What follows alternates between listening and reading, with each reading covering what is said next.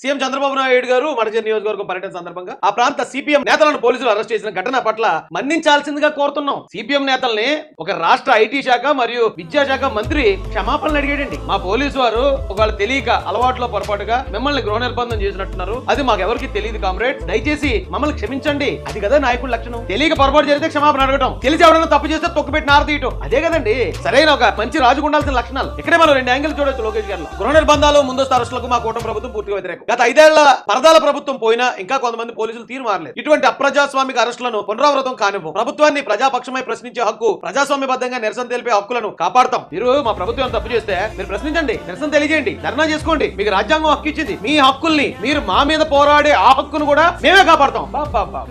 ఏం మాట అనేది, మేమే పోరాడుకోండి, అది మీ హక్కు, ఆ హక్కును కూడా మేము కాపాడుతాం అంటే ఒక చదువుకున్న వ్యక్తి నాయకుడిగా ఉంటే ఎంత గొప్ప పరిపాలన వస్తుంది ప్రజలకి. రాజ్యాంగం ఇచ్చిన హక్కులు ఎలా అందుతాయి అనడానికి ఇంతకు మించిన నిదర్శనం